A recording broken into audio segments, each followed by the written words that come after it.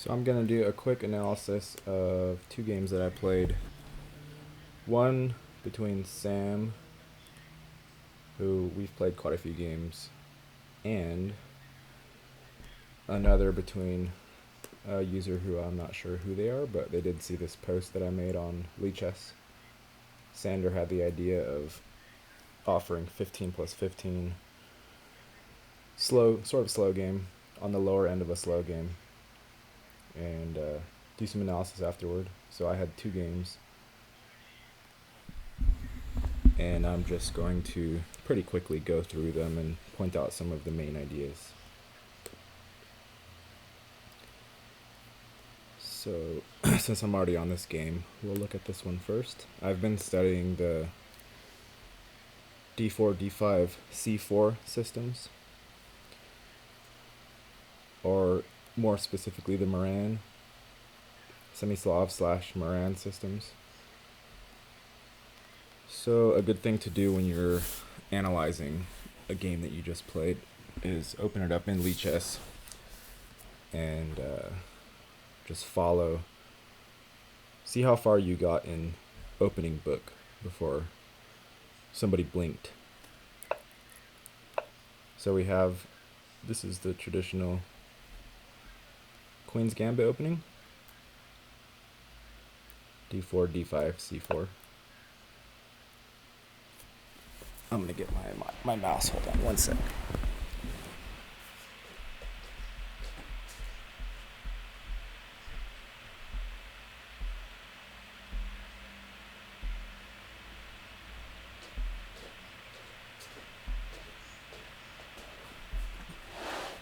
Where is my mouse?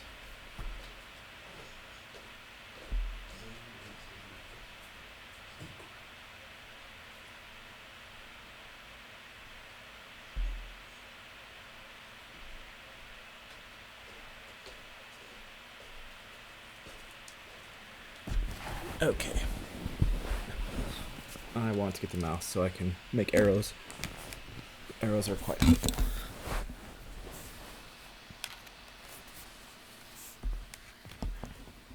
So this is the game with Sam. Sam is lower rated than the other person I played. Sam is about 1500, 1600 in general. Online, I think he's 1700 in a few. Let's see what his rating is at. Sam is 1500 Ultra Bullet, 1846 Bullet, 1700 Blitz. Okay.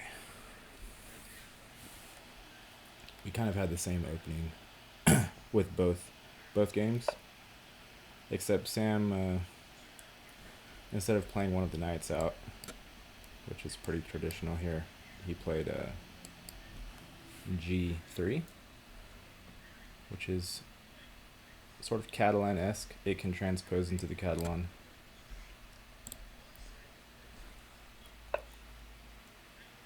So I played a standard move, knight f6.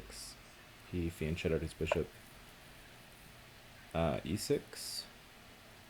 You can see the most popular move here is bishop f5, which I have not studied, and I know I can play that, and very likely the queen's going to come out here and attack this pawn and this pawn, along with knight here and so on.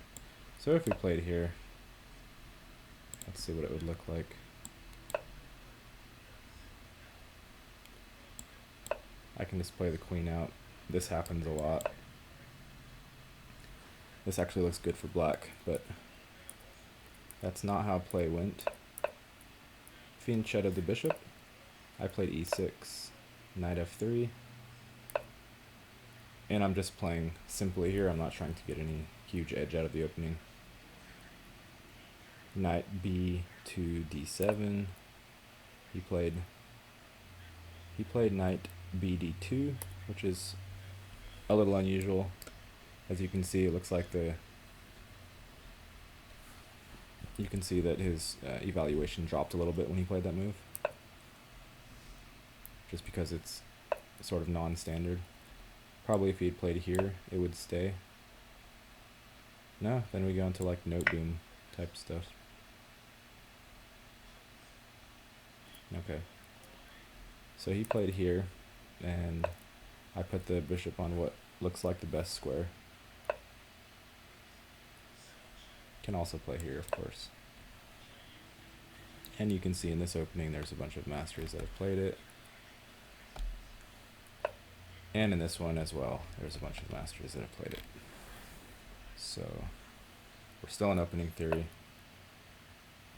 He played c5 here, which is not good. As you can see, the evaluation immediately dropped about a point,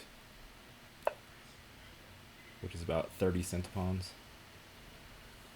I dropped my bishop back here because I wanted to play e5 as soon as possible, but computer is saying here is best. I'm not really sure why.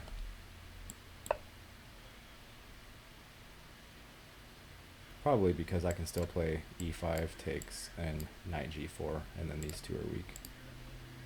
I would assume it's something like that. Let's see what it says. Castles, castles, and what happens if we play e5 now? Takes. I can either take here, hitting the queen. Of course, this queen didn't have to go to a4, but I can play here. Oh no, I can't play there. Queen takes. Anyway, this e5 break is very common to try to go for it if they push c5.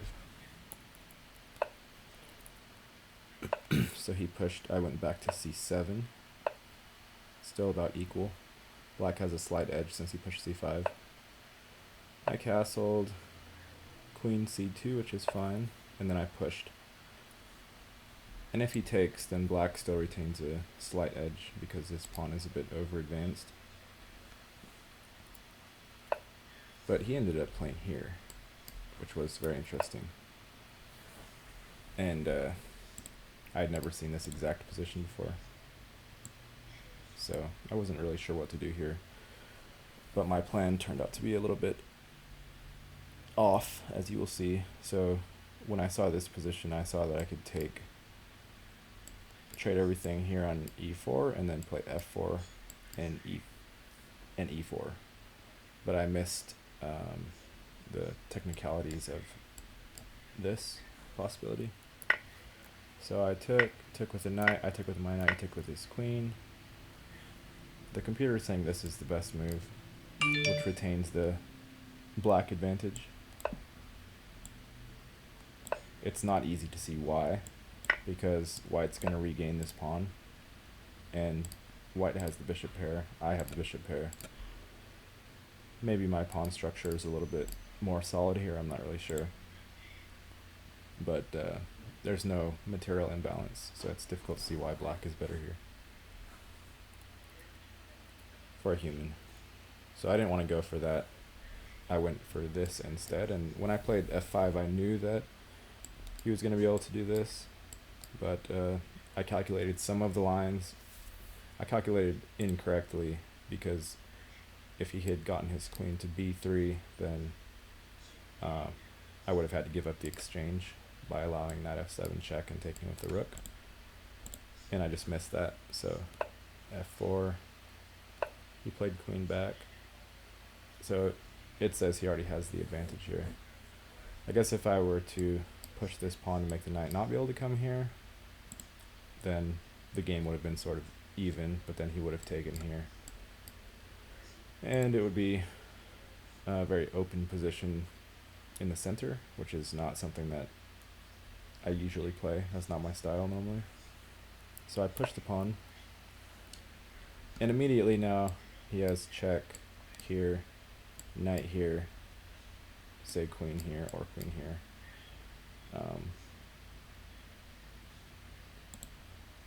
And if I play the queen to either square, knight to e6 is going to be pretty bad. So queen here, check, over, knight comes in, queen here, and yeah, knight here. So it's a double attack on my bishop and my rook. And the computer is saying to sack the knight because it's opening up the bishop's eyes here. So say like sack, takes. So instead of winning the rook, he has now 3, 4, 5, 6.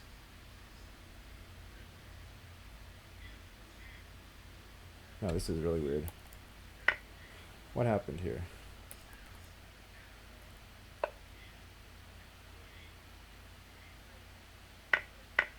Okay, I just gave up a piece.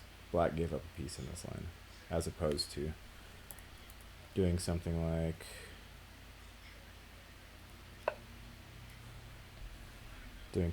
this, which was another recommended line, and then just checks and rook takes, and I'm down the exchange, but about the same eval.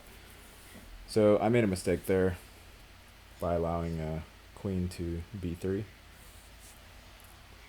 But he didn't play queen to b3. He played queen to c4 instead, which was a mistake on his part. So he went for the same thing, but in this variation, the difference is that his queen is not unprotected. So I could have either gone here. No, I couldn't have gone there.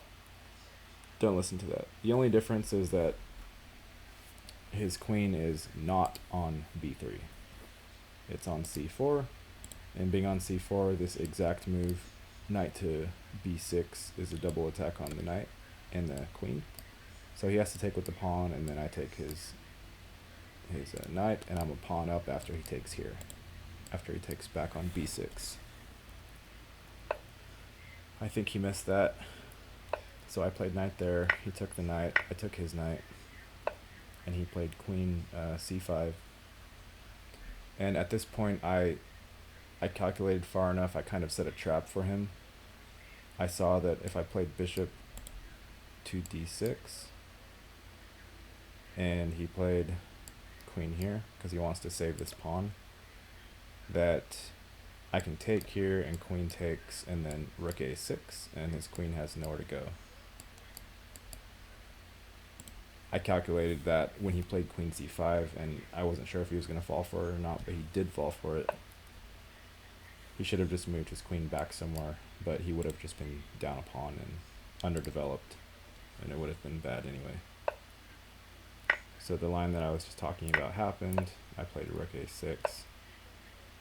He did a desperation move, just move the queen, and now he's a queen down. So from here, it's just a matter of sort of preference. I push the pawn because it's better to keep someone blocked in by their own pawns, as far as bishops go.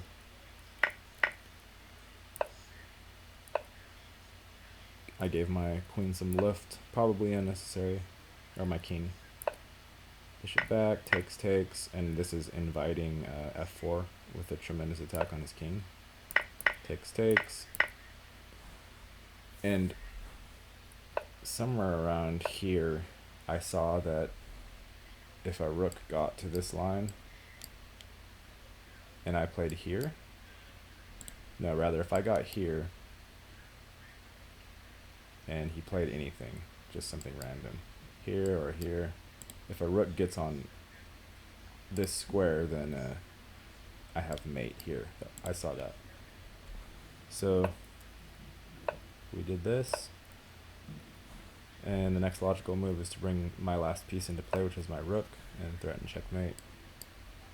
And I also saw if he came here, it was going to be mate anyway, because check. And like I said, if the rook takes, the rook now blocks the king's escape square, so mate is possible. So he went over to f1. I played the move I was just talking about, and he resigned at this point because it's mate in 1 regardless.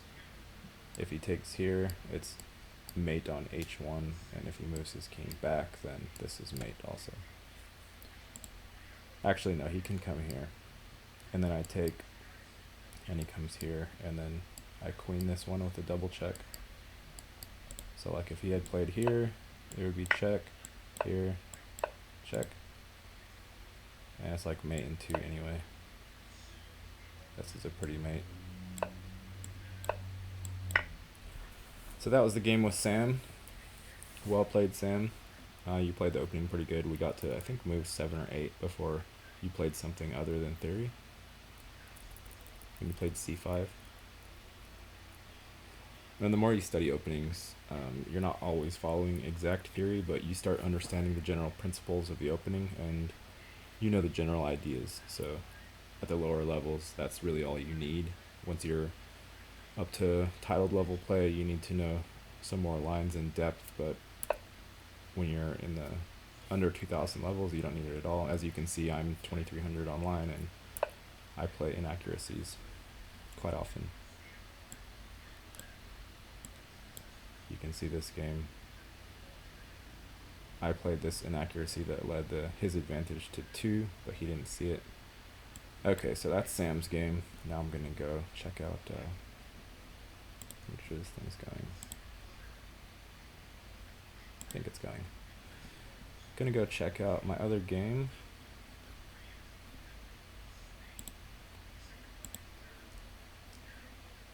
And this one, for some reason, it was counted as a rapid game. I don't know why. It was the same time control. This was a wild game.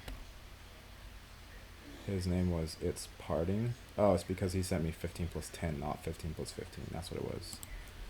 And this one was unrated. So let's go through the opening here.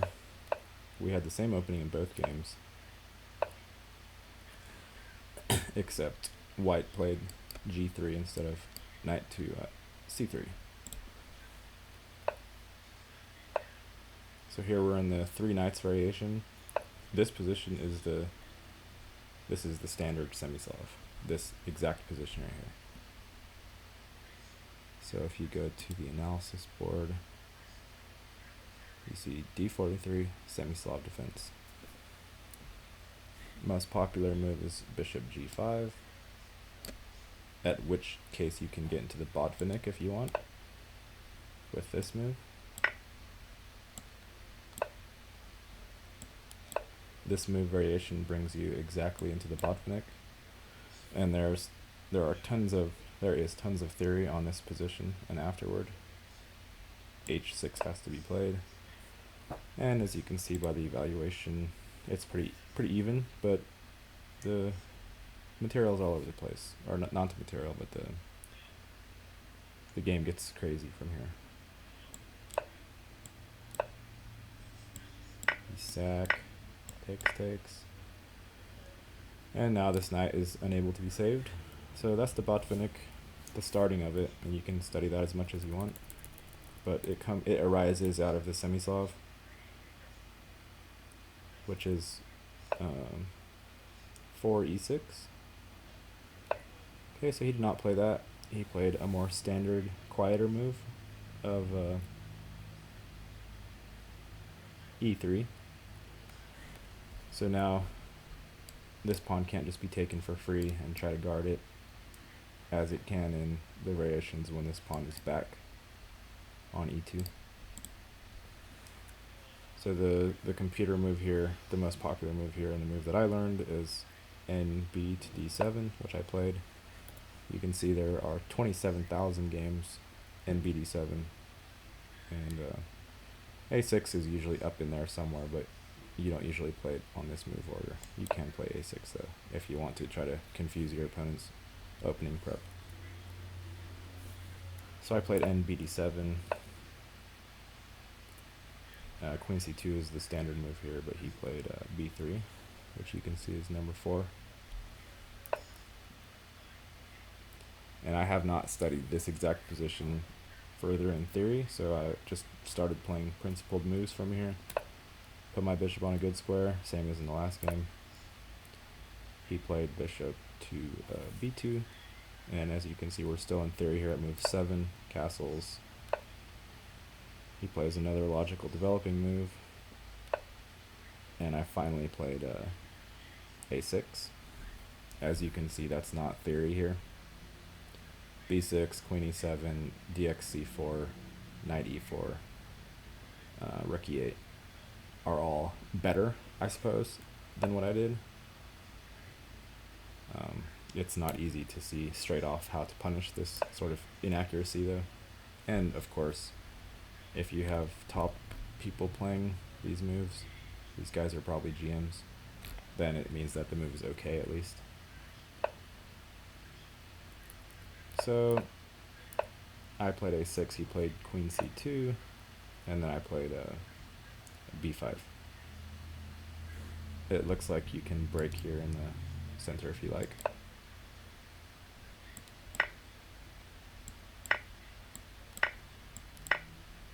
And you have a game. This looks okay. I'll keep that in mind for next time. But I did not play that. I played b5. And he castled. So now we're both castled. And I have one last piece to develop, which is this bishop. And as you can see, I have lots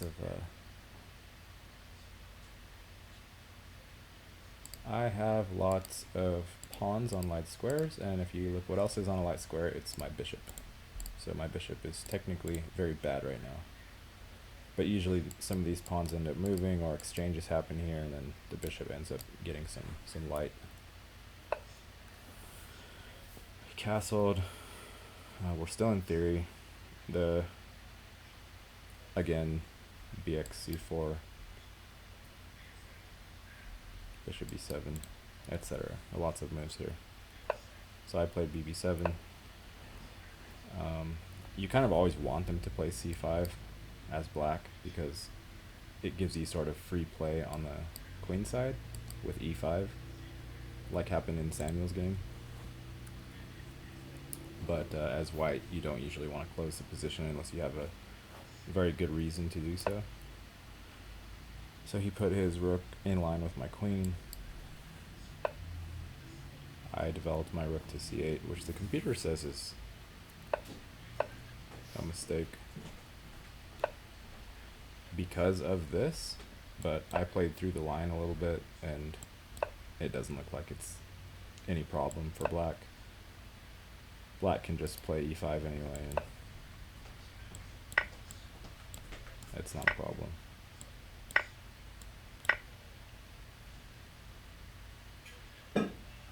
White has the small opening advantage, but it's definitely not game over by any means yet. So I think rook c8 was okay, and he played his rook over to the c file, and then I pushed b4, expecting knight a4. And now when I pushed b4, the line I was going to play was c5 at that point. But something scared me about this, and I think what it was push and then trade everything here.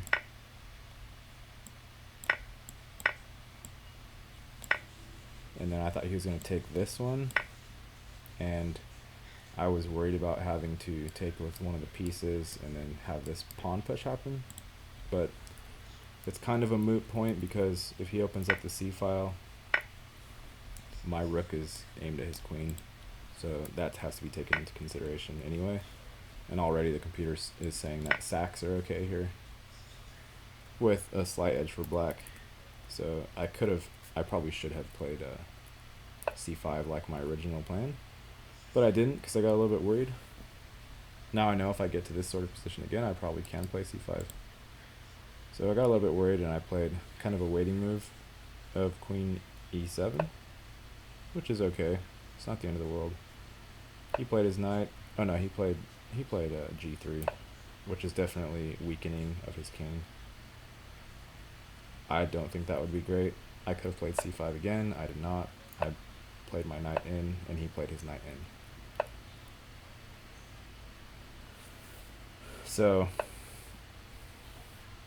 now we have lots of tension in the center. It needs to get resolved somehow. And I ended up choosing knight takes e5. Computer's recommending bishop takes e5. But I wanted to retain my bishop for attacking potential. So I took with my knight, and I just backed the bishop up to b8. Now the game is already getting ready to be crazy at this moment. f3, I thought he might play it, but I thought that knight g5 would be dangerous at the minimum and very complicated. He didn't play f3 yet. He played his bishop to d3, attacking my knight twice, so I just guarded it.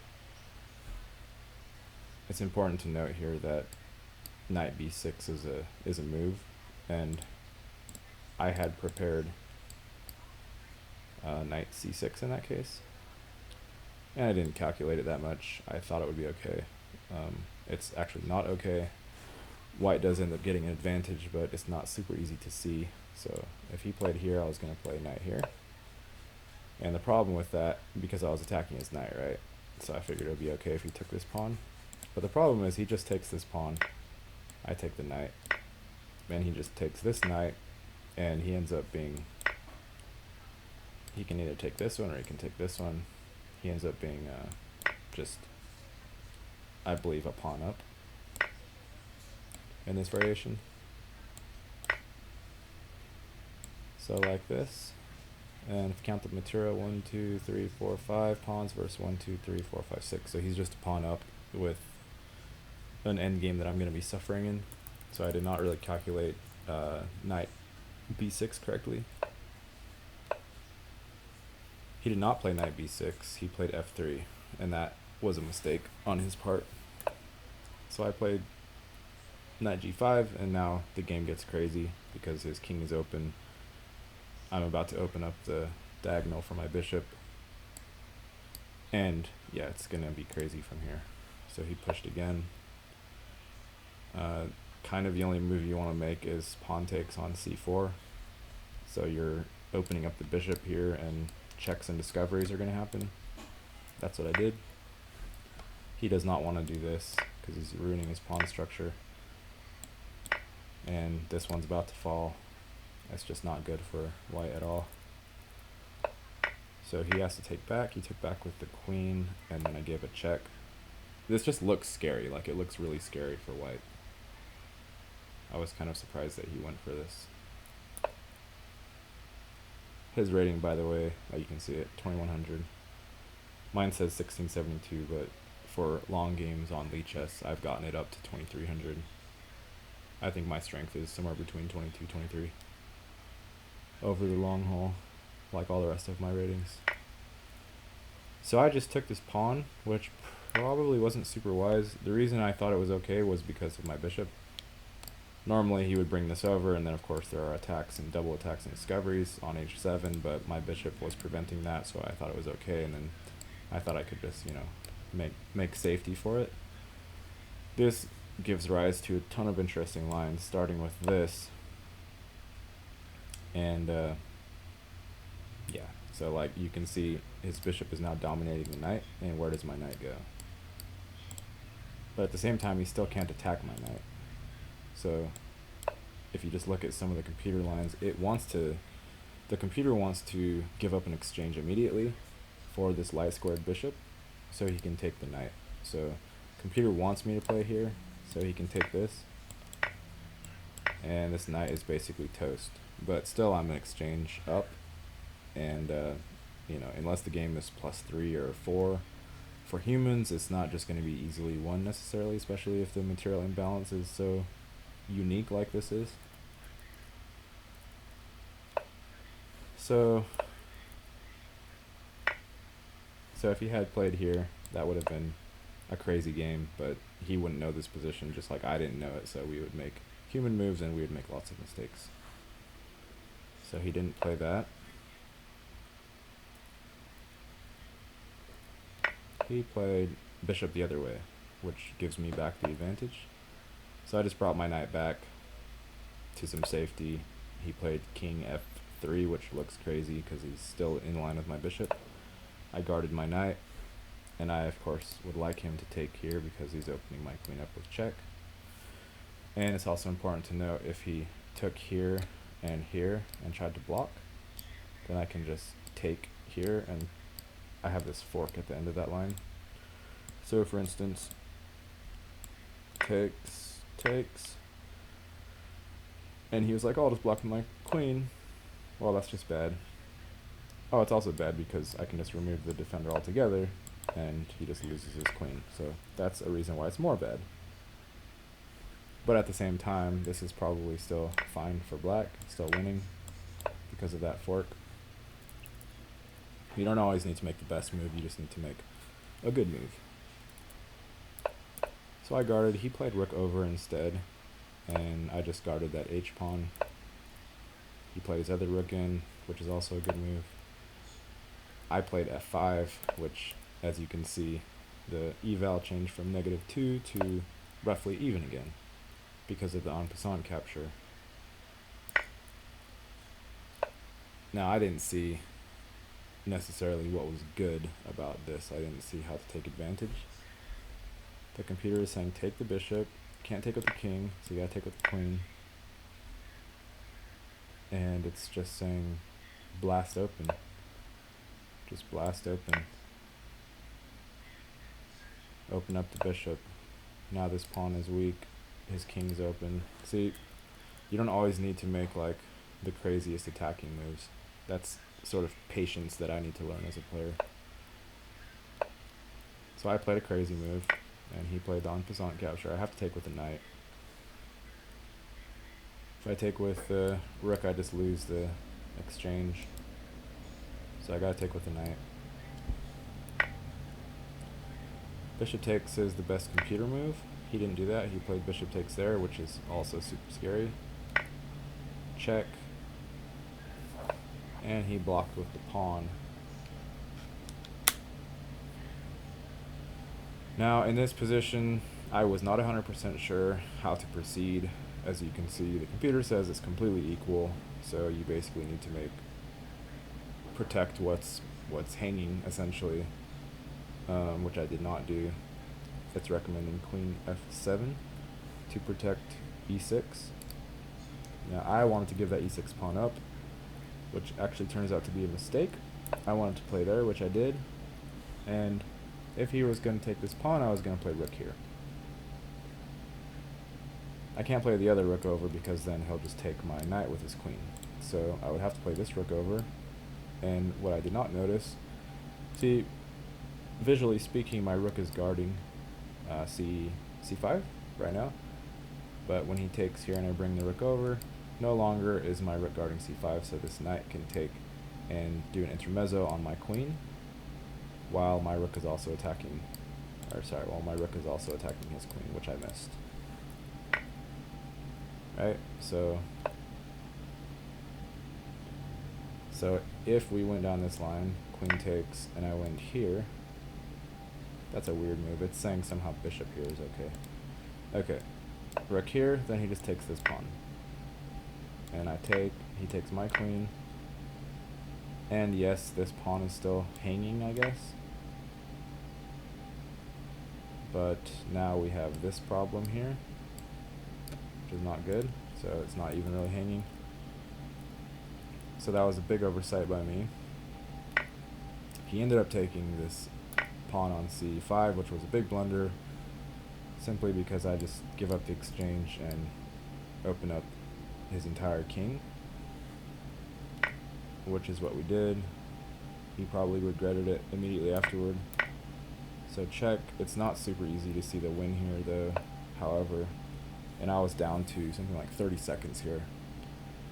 So this move, knight to g4, looked devastating, but I had to stare at it for probably 30 seconds or so to find something that was concrete, and I ended up assuming that after knight check he had to go either here or here, and if he goes here, then I of course have this check and win the exchange back.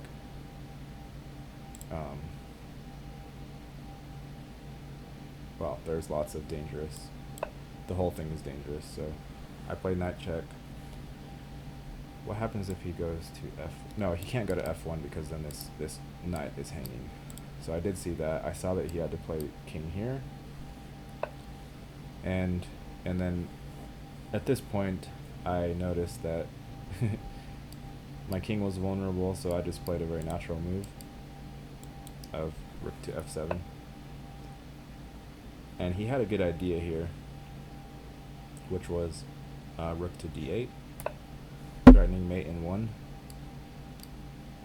But also his king is very open, and also bringing this rook down makes his back rank very vulnerable. So I saw that if I give a check and he comes here, and I come back, and he comes back, if he comes here, then I have this check. But if all this happens and then I end up taking the bishop, then I'm removing this mate threat. So I said check, comes back, and I just took the bishop. And he doesn't have any more mate threat. My rook is guarding everything on the 7th rank, and he's just completely losing now. So he tried to make what looked like another threat, although it wasn't actually, because my queen is still guarding it. So I just went and took his rook, and I saw at this point that bishop here was very winning, because I'm going to say check, and if he comes here, then I just have check, and he comes down, and checkmate on what you call it, h1. So I came here. He tried to guard it. If he had done a waiting move, like say, I don't know, something silly here, and he comes here. This is also, I believe, mate soon. Yeah, you just walk the king down, and then there's mate here. So king walks down. This is not mate. Why is it saying here? This is also mate, is it not? Yeah, computer was just getting cute. So that's mate. And again, if he goes this way, then it's just mate in 1. So that was the threat, and he ended up trying to guard by playing his rook back, and I played the most logical move, which was queen to e2, threatening this rook and also threatening check. And he did not resign, he just ran out of time at this point. So that's that. That's the game. I did make some errors, he also made some errors, and I ended up prevailing. But good game. It's parting. This is going to be uploaded to my chess YouTube channel if you'd like to check it out. It's also called Snail Chess. And I mean, if you're watching this, then you're on the chess YouTube channel. So that's this ridiculous thing to say, but yeah, thanks for watching. Hope everyone's doing well. I will see you next time.